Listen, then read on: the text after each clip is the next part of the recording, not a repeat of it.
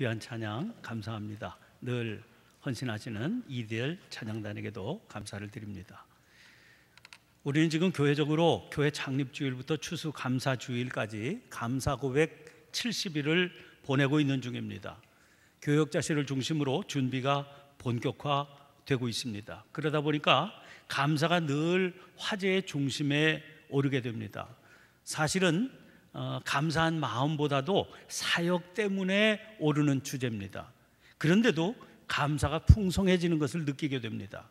그런 경험을 하면서 배우고 깨닫습니다. 우리는 일부러라도 감사를 우리 삶의 주제로 삼고 살아야 됩니다. 할 수 있는 대로 감사에 대해서 말하고 할 수 있는 대로 감사를 붙들고 생각해야 됩니다. 그래야 범사에 감사한 삶이 가능해집니다. 그래서 지금부터라도 감사 고백을 찾아서 정리해 보시기를 바랍니다. 이번 11월은 시편 50편 23절의 노래처럼 감사로 제사를 드리는 자가 되어서 하나님을 영화롭게 하는 것을 삶으로 체험하고 고백하는 뜻깊은 한 달이 될 수 있기를 축원합니다. 그런 마음으로 오늘 본문 말씀을 붙들게 됐습니다. 오늘 본문 말씀은 흔히 포도원 농부의 비유라고 알려진 유명한 비유입니다. 비유니까 이야기지요. 1절에 집 주인이 등장을 하는데 공동번역이나 새번역에서는 포도원 주인으로 번역이 되어 있습니다. 요즘은 어떤지 모르겠습니다만 제가 오래전 농촌에서 목회할 때는 초등학교에 모내기 방학이라고 있었습니다. 모내기 철이 되면 부지깽이도 거둔다는 말이 나올 정도로 바쁘지요. 그래서 초등학교 어린이들도 농사일 거들어야 된다. 그래서 방학을 하는 겁니다. 독일에 가보니까 독일에서는 도예지 학교에서도 감자 방학이라고 하는 걸 하더라고요. 그것도 역시 감자 수확철에 있는 방학입니다. 포도는 이스라엘의 주요 농산물입니다. 이스라엘에서도 학교에서 포도 수확철에 방학을 하는지 그건 모르겠습니다. 그러나 수확철이 되면 일손이 부족할 것은 물어볼 필요도 없습니다. 특히 이스라엘의 경우에는 이 포도 수확철이 끝나면 우기가 시작된다고 그래요. 우기가 닥쳤는데도 포도 수확을 끝내지 못했다면 그해 농사를 아예 망치게 되는 겁니다. 그러니까 포도원 주인으로서는 일손이 부족하게 되면 애가 탈 수밖에 없었을 겁니다. 이런 경우에 농촌에 붙박혀서 고정적으로 일을 하는 노동력만 가지고는 부족하니까 그런 고정적인 일손들 외에 추가로 사람을 찾아야 됩니다. 지금도 그렇지만 예수님 당시에도 부족한 일손은 인력시장에서 공급을 받았던 것 같습니다. 3절에 장터가 등장을 하는데 주로 그런 곳에서 일할 사람을 구했지요. 일당을 주고 일을 시키는 일종의 일용직 알바를 구하는 겁니다. 이런 일용직의 경우에는 주로 해 뜨기 직전에 새벽에 구해서 저녁 해질 때쯤에야 일이 끝이 납니다. 이 이야기의 배경입니다. 포도원 주인이 품꾼을 구하러 이른 아침에 집을 나갔습니다. 이른 아침이라고 그러면 통상 새벽 6시쯤을 말합니다. 하루에 한 데나리온으로 일당을 약속하고 일꾼을 구해서 포도원에 들여보냈습니다. 그런데 그것 가지고 부족하다 싶었을까요? 제3시 그러니까 오전 9시쯤에 다시 장터에 나가니까 그 시간에 놀고 서 있는 사람들이 또 있었습니다. 이번에는 일당을 분명하게 정하지 않고 상당하게 줄이라 이런 막연해 보이는 약속을 하고 그들을 데리고 왔습니다. 그런 조건에도 일꾼들이 아무런 이의를 제기하지 않았습니다. 시간이 이 정도 흐른 뒤니까 그럴 만도 하지요. 그런데도 일손이 더 부족했던 것일까요? 제6시와 제9시 그러니까 정오에 그리고 오후 3시에 또다시 그렇게 했습니다. 이 사람들의 경우에는 더 말할 것도 없었겠죠. 새벽부터 일한 사람의 절반 심지어는 4분의 1 정도만 일하게 되니까 상당하게 줄이라 이런 말만으로도 얼마나 고마운 제안이겠습니까? 여기까지는 충분히 이해가 갑니다. 그런데 그 뒤부터 이야기가 조금 이상하게 풀려갑니다. 제11시 그러니까 우리로 따지면 오후 5시쯤입니다. 오후 6시쯤이면 일이 끝나니까 이제 슬슬 정리를 해야 될 시간인데 그런데 무슨 생각인지 주인이 다시 장터로 나갔습니다. 가서 보니까 그 시간에도 서 있는 사람들이 또 있었습니다. 주인이 묻습니다. 너희는 어찌하여 종일토록 놀고 서 있느냐? 그들이 대답합니다. 우리를 품꾼으로 쓰는 이가 없음이니이다. 그렇게 주인이 말해요. 너희도 포도원에 들어가라. 이 시간에 들어가면 그 사람들이 할 일이 뭐가 있겠습니까? 다른 일도 그렇지만 농사 일도요, 손발이 맞는 게 중요하거든요. 다 끝나가는 마당에 들어가게 되면 눈치나 보이고 거둔답시고 나서봐야 오히려 거지적거리기 십상입니다. 이걸 다른 누구보다도 주인이 잘 알겠지요. 그런데도 들어가라고 했습니다. 여기까지가 오늘 본문 앞부분의 스토리입니다. 오늘 본문은 저물매 이런 단어로 시작이 되고 있습니다. 하루 일과가 끝난 겁니다. 이제 품삯 줄 시간입니다. 주인이 청지기에게 일을 맡겼는데 이렇게 지시합니다. 품꾼들을 불러서 나중 온 자로부터 시작해서 먼저 온 자까지 삭을 주라. 지시가 아주 구체적입니다. 나중 온 자부터 시작하라는 거예요. 그러니까 오후 5시에 온 사람, 그게 끝나면 그 다음에는 오후 3시, 그 다음에는 정오, 이런 식으로 품삯을 주라는 겁니다. 청지기가 이 지시를 따라서 오후 5시에 온 사람들에게 한 데나리온씩 주었습니다. 누구나 다 알 수 있게 준 것 같습니다. 제일 먼저 받은 사람은요, 불과 1시간 일한 사람입니다. 그런데도 한 데나리온씩 받는 겁니다. 그러자 그걸 지켜보는 사람들 안에 큰 기대가 생겼습니다. 자기들은 그들보다 더 많이 일하지 않았습니까? 그러니까 기대가 생긴 겁니다. 얼마씩 줄까? 그런데 이게 웬일입니까? 10절 말씀 보세요. 먼저 온 자들이 와서 더 받을 줄 알았더니 그들도 한 데나리온씩 받은지라. 자, 이제 그 뒤에 일은 이렇게 전개가 됩니다. 11절 보세요. 받은 후 집주인을 원망하여 이르되, 원망의 내용이 뭡니까? 12절입니다. 나중 온 이 사람들은 1시간밖에 일하지 아니하였거늘 그들을 종일 수고하며 더위를 견딘 우리와 같게 하였나이다. 원망한 내용 자세히 보시죠. 자기들은 종일 수고하고 더위를 견딘 사람들이라는 거예요. 그런 자기들을 불과 1시간, 그것도 일을 한 건지 거지적거린 건지 구별도 되지 않는 나중은 이 사람과 같은 대우를 했다는 겁니다. 그들은 한낮의 더위에 장터에서 빈둥거리며 놀던 사람들 아닙니까? 생각해보면 원망이 나올 만도 하죠. 그에 대한 주인의 대답입니다. 친구여, 내가 네게 잘못한 것이 없노라. 내가 나와 한 데나리온의 약속을 하지 아니하였느냐? 네 것이나 가지고 가라. 나중은 이 사람에게 너와 같이 주는 것이 내 뜻이니라. 내 것을 가지고 내 뜻대로 할 것이 아니냐? 내가 선함으로 네가 악하게 보느냐? 약속 분명히 지켰는데 무슨 원망을 할 게 있느냐는 거죠. 나중은 이 사람에게 한 데나리온씩 준 건 내가 주고 싶어서 준 거다. 내 돈 내 뜻대로 쓰는데 거기에 무슨 시비를 거느냐, 그렇게 묻는 겁니다. 여기서 본문에 원망한 사람들이 누구였는지 유심히 살펴볼 필요가 있습니다. 누가 원망을 했다고 그랬어요? 먼저 온 자들입니다. 먼저 온 자들이니까 그들 중에는 일당을 한 데나리온씩 정하고 새벽 6시부터 와서 일한 사람들 당연히 있죠. 그러나 다 그렇지는 않겠죠.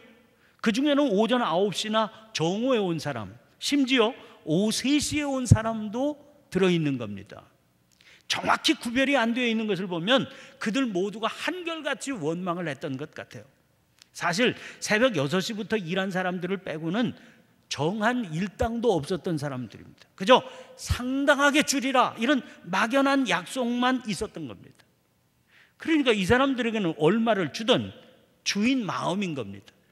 그런데 그 사람들도 모두 한 데나리온씩 받았지요. 고맙고 황송한 마음으로 받아야 될 상황입니다. 그런데 되레 원망을 했다는 거예요. 원망의 내용도 보세요. 종일 수고하며 더위를 견딘 우리라고 그랬습니다. 이 말이 정말 맞습니까? 정말 자기들이 종일 수고했습니까? 정말 자기들이 더위를 견딘 사람들입니까? 주인이 원망하는 그들에게 대답합니다. 그런데 원망하는 모든 사람들을 향해서 대답하지 않았습니다. 13절 말씀 보니까 그 중에 한 사람이라고 그랬어요. 그 사람은 새벽 6시부터 일한 사람임에 틀림이 없습니다. 왜냐하면 내가 나와 한 데나리온의 약속을 하지 아니하였느냐, 그렇게 말했기 때문입니다. 그런 약속한 사람은 새벽 6시부터 일한 사람밖에 없지 않습니까? 그럼 주인이 왜 그 사람에게만 대답을 했을까요? 다른 사람들, 그러니까 그저 상당하게 줄이라 이 약속만 했을 뿐인 사람들에게는 대답할 이유조차 없었기 때문입니다. 주인의 대답에 등장하는 내용입니다. 내가 선함으로 내가 악하게 보느냐? 주인이 한 일이라고는 자기 돈 가지고 하고 싶은 선한 일 한 것뿐인데 그걸 악하게 보느냐, 그렇게 반문하고 있는 겁니다.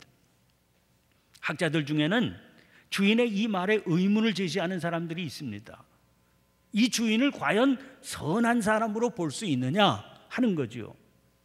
그는 사실 따지고 보면 일관성이 없는 사람입니다. 누구에는 계약 사항을 철저히 준수하고 누구에게는 자비와 관용을 베풀기 때문입니다. 그러니까 선하다기보다는 차별적인 사람이고 불공평한 사람입니다. 기준이 불분명하니까 이런 원망이 생긴 것 아닙니까? 지혜로운 사람이었다면 그렇게 하더라도 통상 그렇게 행동하지는 않습니다. 보란듯이 나중온 사람부터 품삯 주지 않고 한 데나리온씩 계약 맺은 사람부터 주겠지요. 그리고 똑같이 주었더라도 다른 사람들에게는 보란듯이 지불하지 않고 은근히 주었을 겁니다.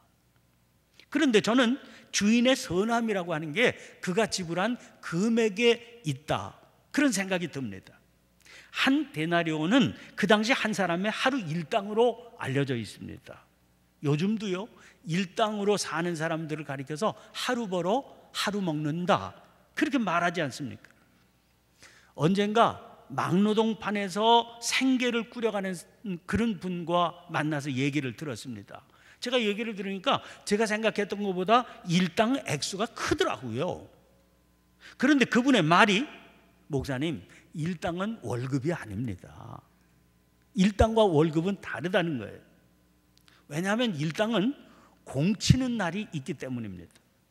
비가 온다든지 아니면 일거리를 얻지 못하는 날도 생활비는 똑같이 들어갑니다. 그러니까 한 달 평균 일하는 날이 얼마나 되느냐, 이게 문제가 되는 겁니다. 그렇게 계산을 해보니까 일당 액수가 좀 많다고 그래도 공치는 날을 빼고 평균으로 잡으면 겨우 기본적인 생활이나 할 수 있을까 하는 정도 액수더라고요. 예수님 당시에는 상황이 더 심각했을 겁니다. 하루 한 데나리온, 이것은 그야말로 생존의 필수적인 액수였을 겁니다. 그 말은 그 돈이 그에게 없으면 굶어야 된다, 그런 얘기지요. 주인은 지금 그걸 생각하지 않았겠습니까? 그러면 포도원에서 일한 일꾼들 생각해 보세요. 한참 일손이 부족한 시기입니다. 포도원 주인은 새벽부터 일할 사람들 찾아 나섰습니다. 그래서 그 새벽에 일터로 불러온 사람들 있었지요. 그런데 그런 사람들이 있는 반면에 제3시, 제6시, 제9시에 불러온 사람들이 있었습니다. 그 사람들은 왜 새벽에는 택함을 받지 못했을까요? 3절 말씀은 이렇게 되어 있습니다. 또 제3시에 나가보니 장터에 놀고 서 있는 사람들이 또 있는지라. 세번역 성경에는 이 구절이 이렇게 되어 있습니다. 그리고서 9시쯤에 나가서 보니 사람들이 장터에 빈둥거리며 서 있었다. 이 사람들은 이 흐름으로 보면 새벽 6시에 장터에서는 보지 못했던 사람들입니다. 그러니까 무슨 게으름을 좀 피워서 이른 새벽에 장터에 나와 있지 않았기 때문에 택함을 받지 못했던 그런 사람이었는지 모르겠습니다. 그럼 그 사람들은 그렇더라도 제11시의 사람들은 어떤 사람들이겠습니까? 주인이 그들에게 물어요. 너희는 어찌하여 종일토록 놀고 여기 서 있느냐? 질문의 내용 보세요. 어찌하여 종일토록 놀고. 주인이 그 사람들이 종일토록 놀고 있었다 어떻게 알고 이렇게 물었겠습니까? 이 사람들은 새벽에 일꾼을 부르러 나갔을 때에도 주인이 장터에서 봤던 사람들이라는 겁니다. 이 사람들의 대답입니다. 우리를 품꾼으로 쓰니가 없음이니이다. 그렇게 분주한 일손 부족한 시기였지만 한눈에 보기에도 일할 능력이 없어 보이니까 데려다 써주는 이들이 없었던 거죠. 사정이 이러니 그들의 형편이 어떻겠습니까?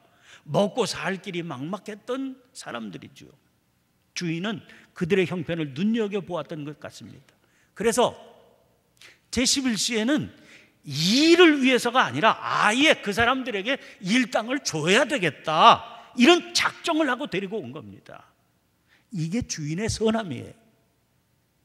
무슨 사정이든요, 당해봐야 합니다. 그런 사실 주인보다 그런 사정을 더 잘 알고 있었던 사람이 품값을 받고 일하는 품꾼들 아닙니까?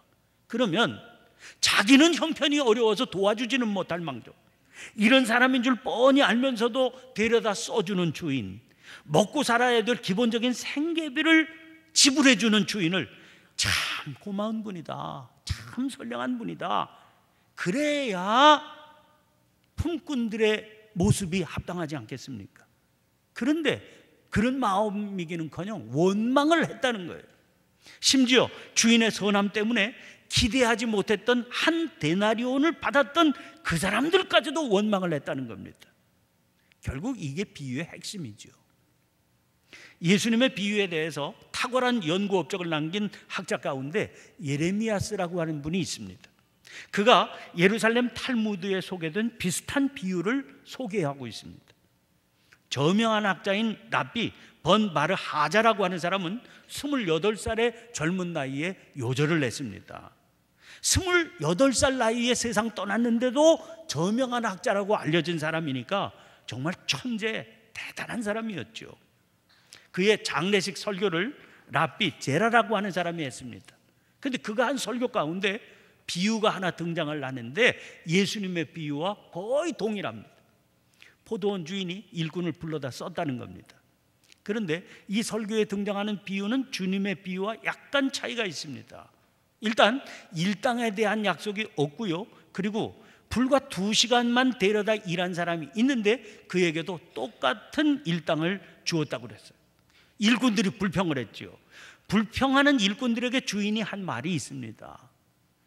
2시간 일한 이 사람은 하루 종일 일한 사람들보다 더 많은 일을 해서 내가 품삯을 똑같이 줬다, 그랬다는 거예요. 왜 이 장례식 자리에서 이런 비유를 한 것인지 아시겠죠?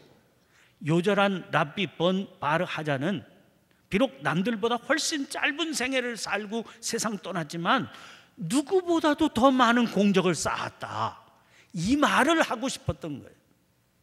그런 의미에서 랍비의 설교에 등장하는 비유와 예수님의 비유는 거의 비슷한 내용이지만 정반대의 메시지를 담고 있습니다. 랍비의 비유는 공평을 말합니다. 그러나 예수님의 비유는 심각한 불공평의 메시지를 담고 있는 겁니다. 예수님은 능률과 효과와 열매를 말씀하시는 게 아닙니다. 한 데나리온의 품값을 받기로 약속하고 일한 사람은 그 약속에 상당한 품값을 받은 겁니다. 그러나 다른 사람들의 경우는 어떻습니까?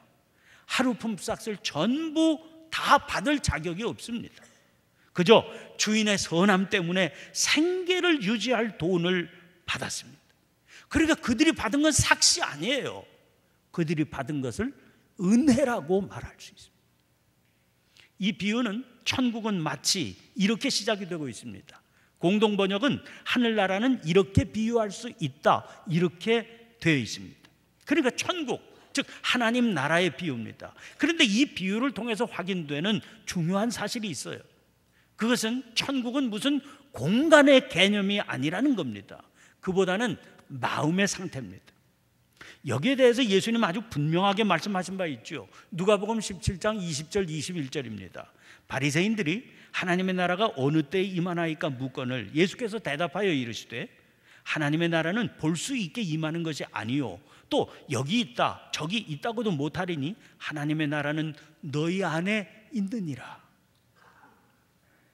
하나님의 나라는 너희 안에 있다고 그러셨죠. 있느니라, 이 말 속에는 임이라고 하는 의미가 들어있는 겁니다. 그래서 유진 피터슨은 이 의미를 강조해서 이 구절을 이렇게 옮기고 있습니다. 하나님 나라는 이미 너희 가운데 있기 때문이다.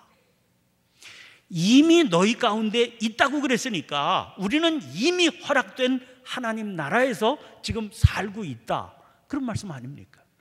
그런데 여러분, 지금 우리가 살고 있는 상황 그 어디에서 하나님 나라를 확인할 수 있다는 말입니까? 하나님 나라는 하나님께서 다스리시는 나라 아닙니까? 그런데 우리 눈으로 보기에 지금 이 상황이 하나님이 다스리시는 것으로 받아들여지십니까? 우리 생각에는 하나님 나라는 공평하고 정의로워야 할 것 같지 않아요? 그런데 과연 그렇던가요? 세상이 지금 그렇게 돌아가고 있던가요? 시편 73편 기자는 이 일로 마음이 심히 괴롭고 불편했습니다. 거기 2절 3절입니다. 나는 거의 넘어질 뻔하였고 나의 걸음이 미끄러질 뻔하였으니 이는 내가 악인의 형통함을 보고 오만한 자를 질투하였음이로다. 악인의 형통 때문에, 오만한 자 때문에 믿음을 잃어버릴 뻔했다는 거예요. 하나님 살아계시면 세상이 어떻게 이럴 수 있느냐, 그런 마음이 들었다는 겁니다. 그럼 그가 보고 있는 악인의 형통함 어떤 겁니까? 그는 이렇게 노래합니다. 자기가 악인들을 보니까 그들은 죽을 때도 고통 없이 죽더라는 거예요. 그 힘이 강건하고 고난도 재앙도 없더라는 겁니다. 그들은 항상 평안합니다. 재물은 더 불어나더라는 겁니다. 보세요. 그래서 사람들이 이렇게 말한다는 거예요.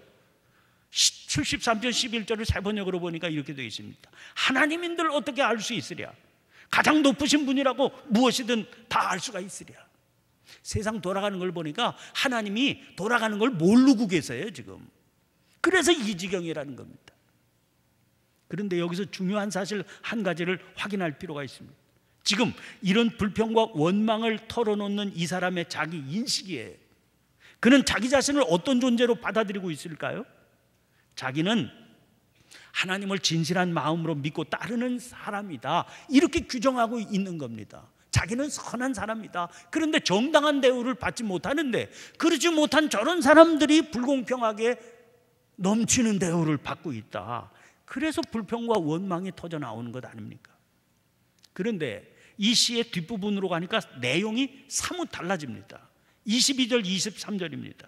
내가 이같이 우매무지함으로 주 앞에 짐승이오나 내가 항상 주와 함께하니 주께서 내 오른손을 붙드셨나이다. 자기 안에 불평과 원망이 있었던 것은 짐승처럼 깨닫지 못한 우매함 때문이었다는 겁니다. 그런 자기를 하나님께서 붙들어 주셨다, 이걸 감사하고 있는 겁니다. 이 시는 이렇게 끝납니다. 28절입니다. 하나님께 가까이함이 내게 복이라. 내가 주 여호와를 나의 피난처로 삼아 주의 모든 행적을 전파하리이다. 자, 뭐가 이 사람을 이렇게 달라지게 했을까요? 자기가 어디에 서 있는 누구인지에 대한 인식이 달라졌기 때문입니다. 얼마 전에 아들아이가 손녀를 데리고 며칠 우리나라를 다녀갔습니다. 그런데 우리나라 귀국하려고 하니까 일이 많아져서 과연 귀국이 가능할까? 이거 계획 취소해야 되는 거 아니야? 이런 상황까지 돌입했던 모양입니다. 그런데 손녀 아이는 한국 간다 이제 그래서 들떠 있습니다. 이거 취소해야 될지도 몰라. 그러니까 들떠 있는 손녀에게 이렇게 말했습니다. 아빠가 혹시 한국 못 가게 될지도 몰라. 그 말은 그렇게 되면 너도 못 가, 그 말 아니에요? 그러자 손녀가 천연덕스럽게 묻더라는 겁니다. 그럼 나는 누가 데려다 줘?